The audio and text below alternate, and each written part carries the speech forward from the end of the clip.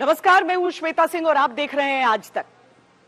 रामायण काल में जिस क्षेत्र को दक्षिण कौशल कहा जाता था, 14वीं 15वीं शताब्दी में जहां गोंड राजाओं ने यहां पर ऐसा साम्राज्य बनाया, 36 किलों का निर्माण किया और इसीलिए कहते हैं कि आज इस क्षेत्र का नाम छत्तीसगढ़ है। 1686 में पहली बार छत्तीसगढ़ शब्द का उल्लेख यहां के कवि की किताब में आया था, लेकिन एक राज्य के तौर पर इस क्षेत्र की आहट सुनाई दी थी आजादी से भी कहीं पहले।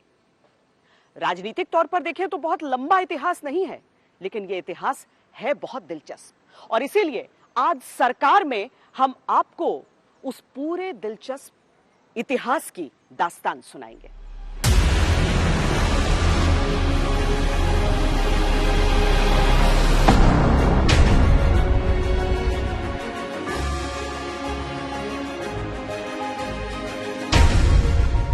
एक कलेक्टर, एक डॉक्टर और एक किसान, इन तीनों में से किसी को भी राजनीति विरासत में नहीं मिली थी, लेकिन नियति ने इन्हें ही चुना छत्तीसगढ़ की राजनीतिक विरासत गढ़ने के लिए।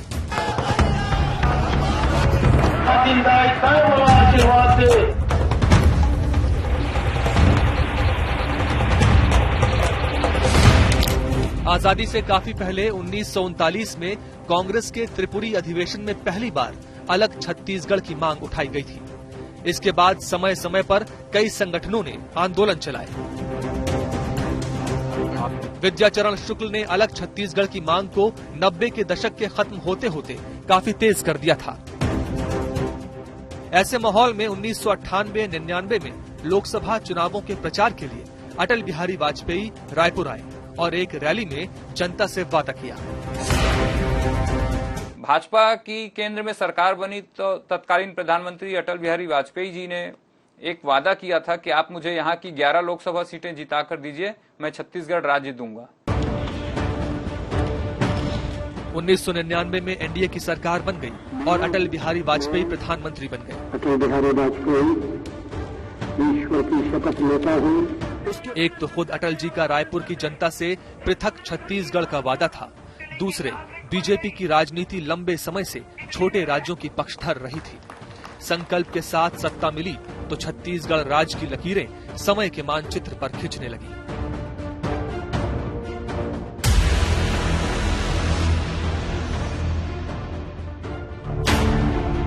मध्य प्रदेश के 3 संभाग रायपुर, बिलासपुर और बस्तर के 16 जिले, 96 तहसीलें और 146 विकास खंड मिलाकर तब देश के 26वें राज्य छत्तीसगढ़ का गठन हो गया।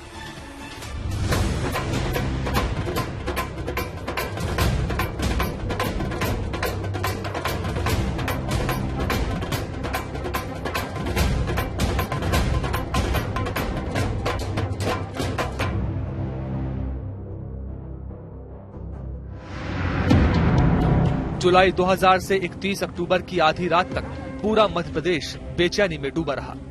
320 में से 90 विधायक, जिनमें उस समय 13 तो मंत्री थे, हमेशा के लिए मध्य प्रदेश से विदा हो रहे थे। राज्यपाल दिनेश नंदन सहाय की शपथ के बाद मुख्यमंत्री की शपथ करीब 20 मिनट रुकी रही। कारण थे विद्याचरण शुक्ल और बीजेपी की एक उम्मीद सरकार बनाने की। विद्याचरण के समर्थक जो उनको खुद को लगता था उनके समर्थक हैं, वो 12 थे कुल। हो सकता है उसमें से कुछ साथ छोड़ देते किसी क्रिटिकल मौके पे। 12 से अधिक उनके साथ कभी भी नहीं थे। और सच तो ये है कि मध्य प्रदेश से अलग होके छत्तीसगढ़ बनने पे जितने विधायक थे यहाँ पे, उसमें से अधिकतर दिग्विजय सिंह के समर्थक थे। उनका नेता दिग्विजय सिंह था। एक राज्य के तौर पर छत्तीसगढ़ नया था, लेकिन जिस विधानसभा से सरकार यहां बननी थी, उस मध्य प्रदेश में कांग्रेस बहुमत में थी, लिहाजा बीजेपी की उम्मीदें भी निराधार थी।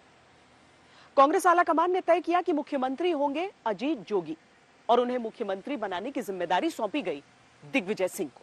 जब गुरु एक हो तो 2 चेले आपस में बहुत ज्यादा पटती नहीं है, तो उसका कारण ये भी हो सकता है कि दोनों अपनी क्लोजनेस की दिखाना चाहते होंगे।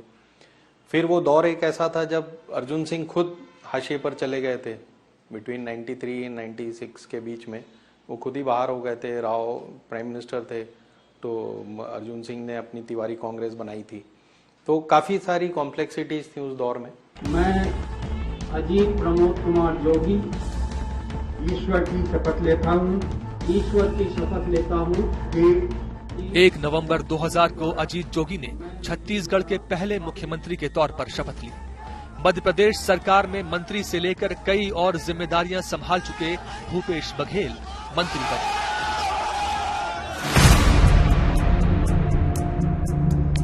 जब छत्तीसगढ़ मध्य प्रदेश से अलग नहीं हुआ था, तब अजीत जोगी करीब 14 साल तक कलेक्टर की पोस्ट पर कई स्थानों पर रहे, जिनमें सीधी और शहडोल में भी उन्होंने प्रशासनिक सेवाएं दी। सीधी में पड़ता है चोरहट। चोरहट यानी मध्य प्रदेश के तत्कालीन कद्दावर नेता अर्जुन सिंह का गढ़। कहा जाता है अर्जुन सिंह से जोगी बेहद प्रभावित थे। अजीत जोगी और अर्जुन सिंह के बीच राजनीतिक संबंध, प्रशासनिक व्यवस्था और मधुर संबंध ऐसे हो गए थे कि बाद में अर्जुन सिंह ने उनको राजीव गांधी से मिलवाया। राजीव गांधी से मिलवाने के बाद उनकी सरकारी नौकरी से इस्तीफा देकर और राज्यसभा में पहुंचे। तो राज्यसभा पहुंचाने तक की भूमिका में अर्जुन सिंह की भूमिका बड़ी भूमिका रही, संबंध अच्छे रहे। और आगे जाके जब रायगढ़ से चुनाव लड़ा, खरसिया से चुनाव लड़ा अर्जुन सिंह ने, तब उस समय भी राजनीतिक स्थिति को मजबूत करने, उस समय नंद कुमार पटेल से मिलवाना, वहां के रणनीति तैयार करने में भी महत्वपूर्ण भूमिका अजीत जोगी की रही है। कहते हैं कि अर्जुन सिंह चाहते थे कि अजीत जोगी कांग्रेस की राजनीति करें और उन्होंने इसके लिए तत्कालीन प्रधानमंत्री राजीव गांधी को तैयार भी कर लिया था। अब उस समय मध्य प्रदेश कांग्रेस के अध्यक्ष थे दिग्विजय सिंह। बात 1986 की है। विशेष विमान लेकर इंदौर वो पहुंचे। कहते हैं अजीत जोगी गहरी नींद में सो रहे थे। उनका ताजा ताजा प्रमोशन भी हुआ था जब उन्हें राजीव गांधी के जो सचिव थे, निजी सचिव विंसेंट जॉर्ज, उनका फोन पहुंचा। ये फोन कॉल उनकी जिंदगी बदलने वाला था। और अर्जुन सिंह ने इनकी वहाँ जो वकालत की थी कि ये आदिवासी भी हैं, ईसाई भी हैं, आईएएस भी हैं, पढ़े लिखे मनुष्य हैं और बहुत प्रतिबद्ध हैं, तो इनको पार्टी को लेना ही चाहिए। अर्जुन सिंह उस समय एक शक्तिशाली नेता थे, प्रभावी थे। उनका प्रभाव मंडल, आभा मंडल दोनों कांग्रेस में काफी मजबूत था। राजीव गांधी उस समय तैयार नहीं थे, लेकिन कुछ समय बाद वो तैयार हो गए। वो इन्हीं दलीलों के आधार पर ही तैयार हो गए थे। राजीव गांधी के सचिव के फोन के 2.5 घंटे बाद अजीत जोगी कमिश्नर नहीं रह गए। उन्होंने प्रशासनिक सेवा के पद से त्यागपत्र दे दिया और वो नेता अजीत जोगी बन गए।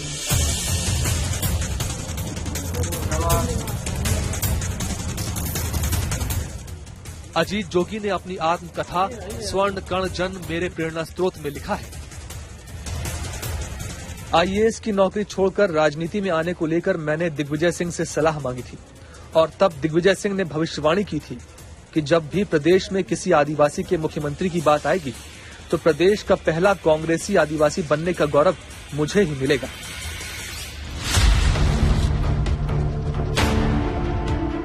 अजीत जोगी साल 2000 में मुख्यमंत्री बने तो 14 साल बाद दिग्विजय सिंह की भविष्यवाणी सही हो गई।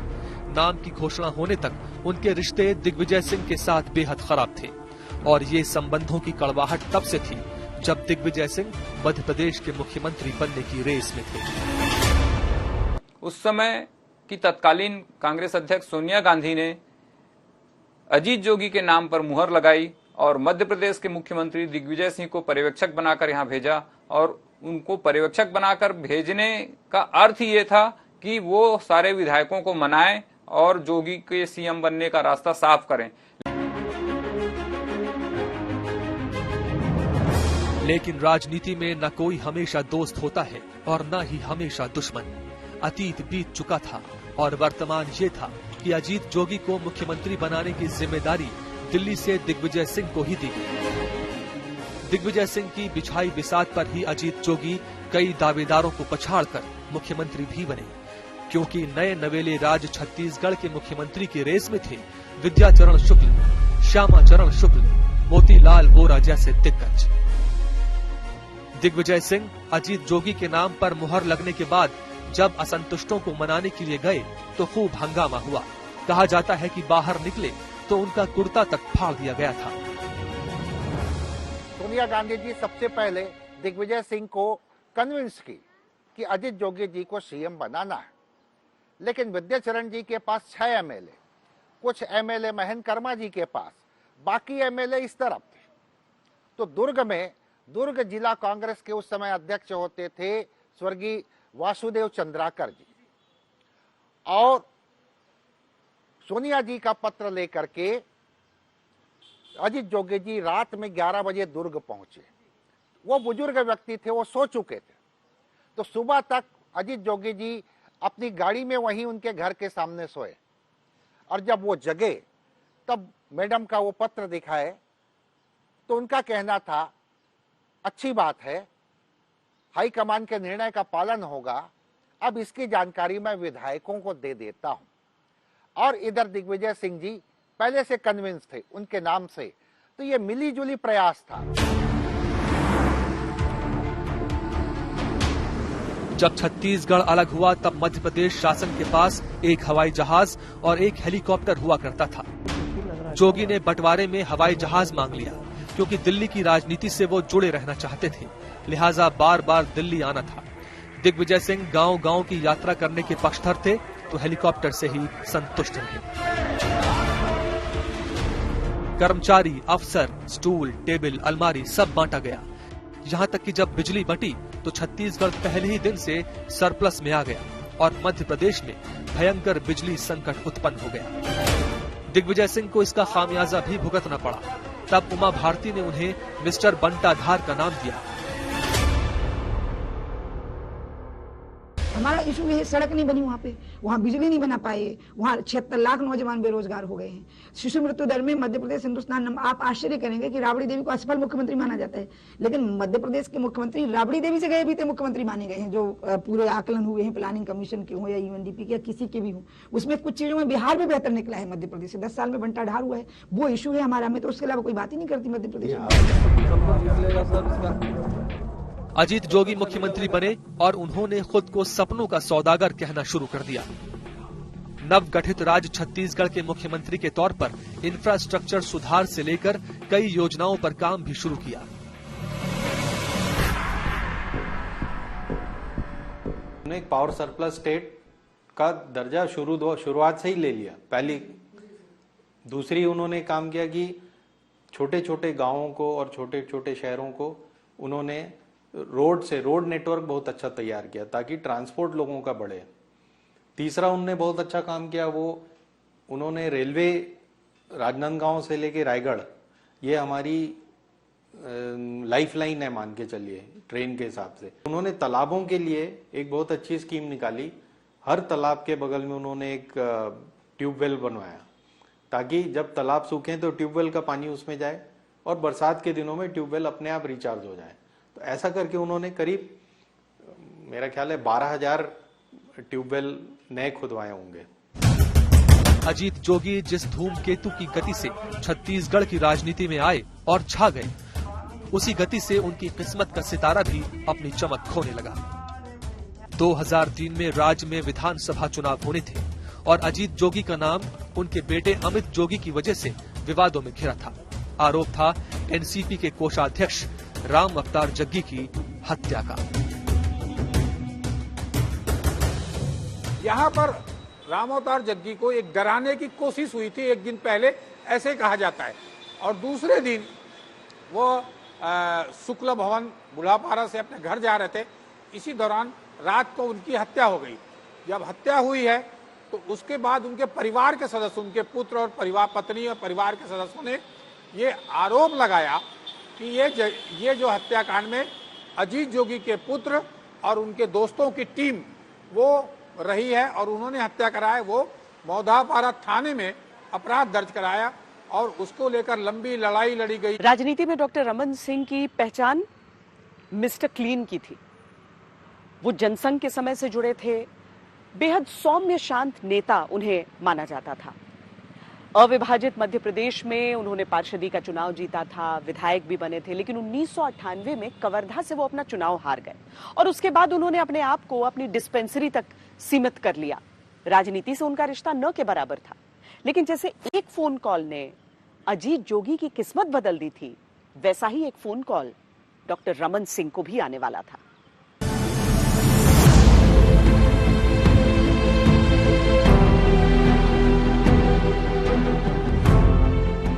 रमन सिंह पूरा ध्यान मरीजों के इलाज पर देने लगे थे। उनका अधिकतर समय डिस्पेंसरी पर ही बीता करता था। एक दिन उनके मेंटर और बीजेपी के कद्दावर नेता लखीराम अग्रवाल ने फोन करके कहा, राजनांदगांव सीट से मोतीलाल वोरा के खिलाफ चुनाव लड़ने की तैयारी करो। रमन सिंह हक्का बक्का रह गए। चुनाव, और वो भी अजय मोतीलाल वोरा के खिलाफ।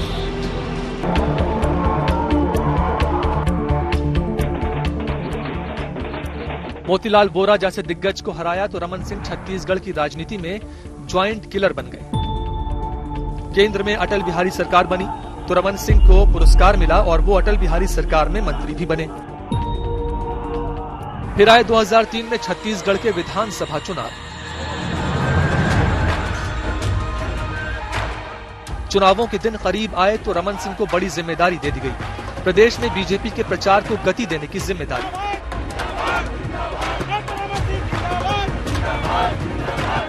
रमन सिंह अपने काम में खरे उतरे। बीजेपी बहुमत से जीती।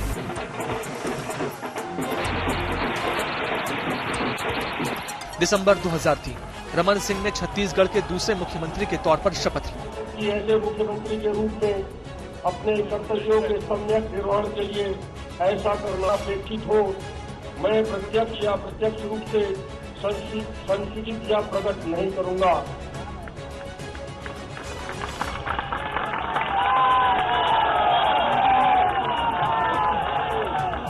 अगले साल 2004 में लोकसभा चुनाव हुए।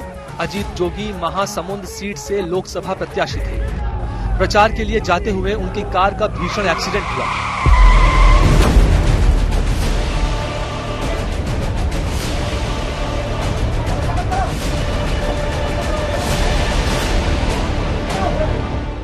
अजीत जोगी की जान तो बच गई, लेकिन वो व्हील चेयर पर ऐसे बैठे कि फिर कभी अपने पैरों पर खड़े नहीं हो सके। अजीत जोगी ने कई बार कृत्रिम तरीके से खड़े होकर मुस्कुराने की कोशिश की, लेकिन कामयाब नहीं हो सकी। यहाँ तक कि राजनीति में भी उनके पैर डगमगाने लगे। उन पर एक स्टिंग ऑपरेशन में बीजेपी विधायकों को जबरदस्ती खरीदने का आरोप लगा। अजीत जोगी की जो छवि तेजी से बनी थी, वो उससे भी तेजी से धूमिल होने लगी। जिसने भी ये खबर प्रचारित की है उसके ऊपर दावा दायर करेंगे, तो मेरे ख्याल से 1-2 दिनों में अवमानना का दावा मेरी ओर से और अमित जोगी दोनों की ओर से इस पेपर के ऊपर दायर होगा, क्योंकि ये पूरा झूठा और एक षड्यंत्र है जो आधारहीन है, बेबुनियाद है। खैर, अब सच्चाई ये थी कि मुख्यमंत्री डॉक्टर रमन सिंह थे। डॉक्टर रमन सिंह ने पेयजल की आपूर्ति, खेतों की सिंचाई, नदी नालों में पानी को संरक्षित करने की दिशा में सबसे पहले योजनाएं बनाई। गांव को सड़कों से जोड़ने से लेकर विदेशों तक निवेश लाने के लिए लगातार काम किया। 2008 में छत्तीसगढ़ में विधानसभा चुनाव हुए तो डॉक्टर रमन सिंह के नेतृत्व में फिर बीजेपी की सरकार बनी। रमन सिंह ने राज्य में दूसरी बार मुख्यमंत्री की शपथ ली।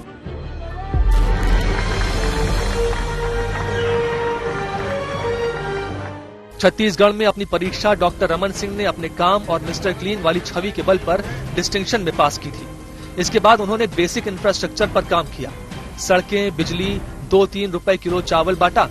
35 रुपए में 35 किलो चावल मिलना शुरू हुआ। पीडीएस चल पड़ा। रमन सिंह गरीब और आदिवासी जनता के बीच तो मजबूत हुए ही, विरोधी तक उनकी तारीफ में कसीदे पढ़ने लगे। 5 और साल डॉक्टर रमन सिंह के नेतृत्व में बीजेपी के शानदार बीते। 2013 में फिर विधानसभा का चुनाव होना था। उस वक्त देश का सबसे बड़ा राजनीतिक नरसंहार हो गया। पूरा देश सख्ते में आ गया।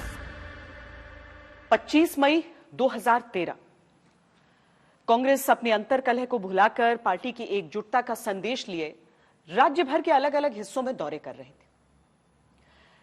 पार्टी का जो टॉप लीडरशिप था वो इस परिवर्तन यात्रा में शामिल था। सुकमा घाटी से ये गुजर रहे थे। सुकमा घाटी नक्सल प्रभावित इलाका है।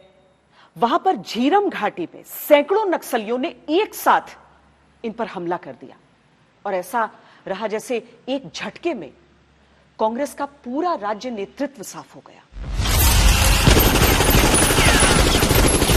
विद्याचरण शुक्ल, बस्तर टाइगर कहे जाने वाले महेंद्र कर्मा, नंद कुमार पटेल, उनके बेटे दिनेश पटेल, उदय मुदलियार समेत 33 लोगों की हत्या कर दी गई। बड़े नेताओं में सिर्फ अजीत जोगी बचे। वो सड़क मार्ग से न जाकर हेलीकॉप्टर से लौट गए थे। इसको लेकर कार्यकर्ताओं के बीच से ही कई तरह की बातें उठने लगी। उस समय जब ये घटना घटी थी तब भी दुर्भाग्य से मैं यहाँ था। वो कोई बहुत अच्छी घटना नहीं है। हिंसक घटना की बहुत निंदा की जानी चाहिए। उस समय यहाँ पुलिस विभाग में एक शख्स हुआ करते थे, बड़े पदाधिकारी थे। उन्होंने भी शंका जताई थी इसी आशय की कि मुझे लगता है कि ऐसा हो सकता है, इसकी जांच होनी चाहिए। अजीत जोगी पहले से ही काफी विवादों में घिरे थे। जाति की पहचान छुपाने से लेकर एनसीपी नेता की हत्या और विधायकों की खरीद फरोख्त और अब झीरम घाटी हत्याकांड के बाद बना माहौल अजीत जोगी कांग्रेस में अलग थलग पड़ने लगे। यहीं से कांग्रेस ने एक नाम को आगे बढ़ाना शुरू किया। अजीत जोगी सरकार में मंत्री रहे भूपेश बघेल का। नवंबर 2013 में छत्तीसगढ़ के विधानसभा चुनाव हुए। केंद्र की राजनीति में नरेंद्र मोदी नाम की धमक सुनाई देने लगी थी। रमन सिंह की अपनी लोकप्रियता थी, वो अलग। बीजेपी लगातार तीसरी बार जीती और डॉक्टर रमन सिंह ने जीत की हैट्रिक लगाई। डॉक्टर रमन सिंह के लिए यह कार्यकाल बहुत चुनौतीपूर्ण रहने वाला था, क्योंकि अब कांग्रेस पार्टी की कमान आ चुकी थी भूपेश बघेल के हाथों में, जो संगठन पर अच्छी पकड़ रखते थे। उन्होंने खुद को लाइमलाइट से दूर रखा और पार्टी को मजबूत करना शुरू किया। कार्यकर्ताओं में ऊर्जा फूंकने की शुरुआत की।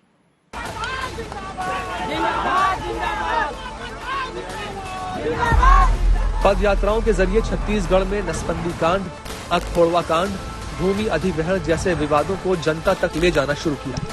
धीरे धीरे उनकी मेहनत रंग लाने लगी। वो रमन सिंह सरकार पर डायरेक्ट प्रहार करते थे। देखिए, ये दो ऐसे मामले हैं रमन सिंह सरकार के कार्यकाल में हुए थे। नसबंदी कांड के दौरान ऐसा हुआ था कि महिलाओं को एक गांव में ले जाकर उनको जो है उनकी नसबंदी कराई गई थी और उसके बाद एक आउटडेटेड गोलियां महिलाओं को दे दी गई थी। उस गोली की वजह से 13 महिलाओं की मौत हो गई थी। वो एक नसबंदी कांड है। आंख फोड़वा कांड जो है वो भी मेरा कहना है कि सरकार के दौर में जो सरकारी शिविर लगते हैं उसमें महिलाओं की जो आंखों के मोतियाबिंद के ऑपरेशन किए गए थे उसमें 11 महिलाओं की मौत हो गई थी। एक तरफ भूपेश बघेल छत्तीसगढ़ में लगभग सूख चुकी कांग्रेस की जड़ों को अपनी मेहनत से सींच रहे थे। दूसरी तरफ रमन सिंह सरकार धीरे धीरे कई आरोपों में घिरने लगी। पीडीएस योजना जिसने रमन सिंह को हीरो बनाया था, उसी में घोटाले के आरोप लगने लगे। 2015 में आपूर्ति निगम के दफ्तर में छापा पड़ा। अफसरों के यहां से करोड़ों रुपए बरामद हुए। कांग्रेस ने 36,000 करोड़ का घोटाला बताकर रमन सरकार को खूब घेरा। 2016 में रमन सिंह के बेटे पर आरोप लगा कि पनामा पेपर लीक्स में उनका भी नाम है। रमन सिंह ने चावल वाले बाबा के बाद मोबाइल वाले बाबा का नाम भी अर्जित करने की कोशिशें की। 55 लाख महिलाओं को स्मार्टफोन देने की योजना लाए। बिहार की शुरुआत आज हो रही है। हमारे अकेले राजनांदगांव जिले में 1,81,000 लोगों के हाथ में 3 महीने के अंदर मोबाइल होगा। 1,81,000। आदिवासियों के लिए बाड़ी बांस योजना लाए। 2018 में विधानसभा चुनाव आए तो डॉक्टर रमन सिंह के लिए चुनौतियां लेकर आए। घोटालों के अलावा उन पर नक्सलवाद को खत्म न कर पाने के आरोप विपक्ष का प्रमुख हथियार बन गया, क्योंकि पिछले 3 चुनावों में रमन सिंह नक्सली समस्या पर नकेल कसने के वादे करते रहे। 2010 में उनके कार्यकाल में दंतेवाड़ा में नक्सलियों ने 76 जवानों की हत्या कर दी थी। रमन सिंह अब भी उस वादे को दोहरा रहे थे। रमन सिंह सचमुच ही नक्सलियों से बातचीत का एक सिलसिला शुरू कर सकते थे। अगर वो करते तो वो ऐतिहासिक हो जाते, लेकिन शायद उनकी पार्टी का रुख नक्सलियों के प्रति हमदर्दी का नहीं था, तो वो कुछ भी नहीं कर पाए।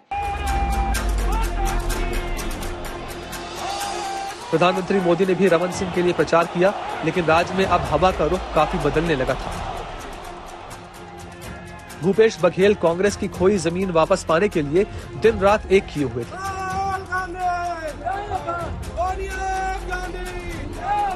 जनता इन्हीं लोगों से ऊब चुकी थी। ये जो उनके 14-15 मंत्री थे, वही लोग, वही जो ब्यूरोक्रेसी के लोग थे, वही पार्टी के लोग थे जो 15 साल से एक छत्र अपनी चला रहे थे। तो जनता इस चीज को पसंद नहीं कर रही थी। उसके बाद आप कितना भी कहते रहे कि हमने ये किया, हमने वो किया, उसका बहुत ज्यादा मायने 2018 में नहीं रह गया था।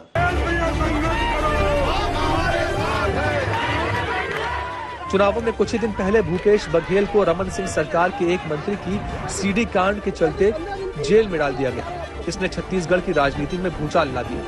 ये मैंने कोई अपराध किया नहीं है। जेल जाना जैसे भूपेश बघेल के लिए वरदान साबित हुआ।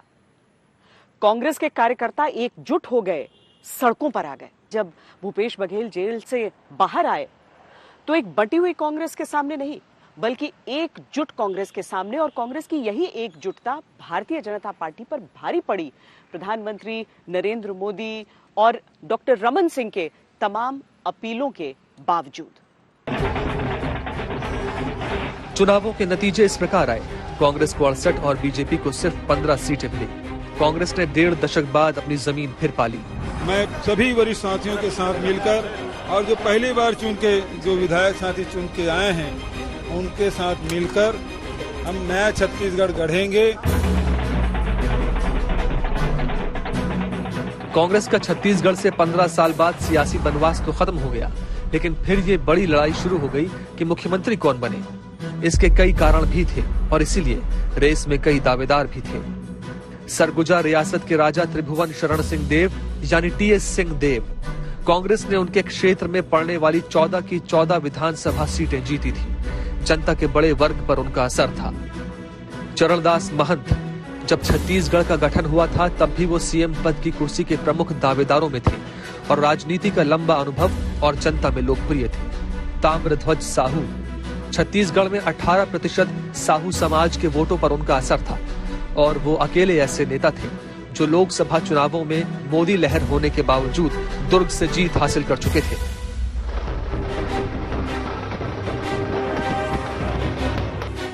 मुख्यमंत्री पद के चौथे स्वाभाविक उम्मीदवार भूपेश बघेल थे ही। चुनाव उनके नेतृत्व में और उनकी ही रणनीति से लड़ा गया था। कभी ताम्रध्वज के समर्थकों के बीच मिठाई बंट गई तो कभी चरणदास महंत के समर्थकों ने लड्डुओं को मंगवा कर रख लिया।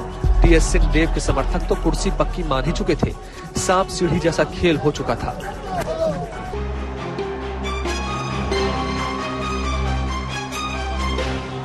ये भी हुआ कि सुनने में आया कि कुर्सी 50-50 के फॉर्मूले के आधार पर मिलेगी, यानी 2.5 साल के लिए मुख्यमंत्री बनाए जाएंगे, जिसमें सबसे ऊपर 2 नाम रह गए, भूपेश बघेल और TS सिंह देव। अंत में छत्तीसगढ़ के भूप बने भूपेश और उन्हें मुख्यमंत्री की कुर्सी सौंप दी गई। 17 दिसंबर 2018 को भूपेश बघेल ने छत्तीसगढ़ के तीसरे मुख्यमंत्री के रूप में शपथ ली। मुख्यमंत्री के रूप में अपने कर्तव्यों का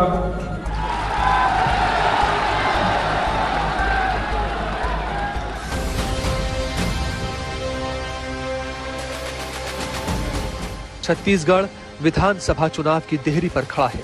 भूपेश बघेल किसान ऋण माफी, सिंचाई कर माफी, राजीव गांधी ग्रामीण भूमिहीन कृषि मजदूर न्याय योजना, गोधन न्याय योजना, रूरल इंडस्ट्रियल पार्क जैसी योजनाओं के रिपोर्ट कार्ड को लेकर फिर जनता के बीच खड़े हैं। जो हमने कहा वो हमने किया। जो काम करने वाले हैं उसे आशीर्वाद मिलता ही है। हम तो मांगने वाले हैं, फिर भी मांगेंगे, लेकिन हमको पूरा विश्वास है हमारे जो दाता है, मतदाता है, हमको भरपूर आशीर्वाद देंगे। TS सिंह देव उनके लिए अभी भी चुनौती बने हुए हैं और ये बात सार्वजनिक मंचों से कहीं सुनी जाने लगी है। उन्होंने खुलकर कहा है कि अगर मुख्यमंत्री वो हैं और जीत रहे हैं उनके नेतृत्व में, तो मुख्यमंत्री का चेहरा तो वही बनेंगे।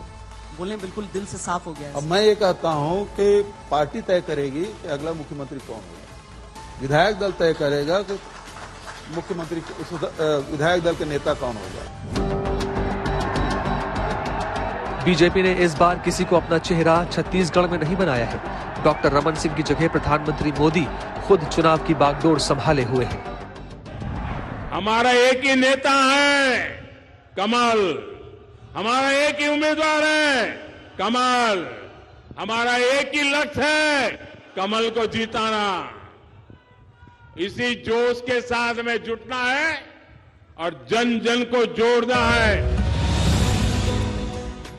छत्तीसगढ़ की कहानी दिलचस्प मोड़ पर खड़ी हुई है, जहां से चंद दिनों बाद उसे चुनना है मुख्यमंत्री, यानी छत्तीसगढ़ सरकार। जनता बनाती है सरकार और सरकारें बनाती हैं सियासी इतिहास। छत्तीसगढ़ के सियासी इतिहास में आज के लिए इतना ही।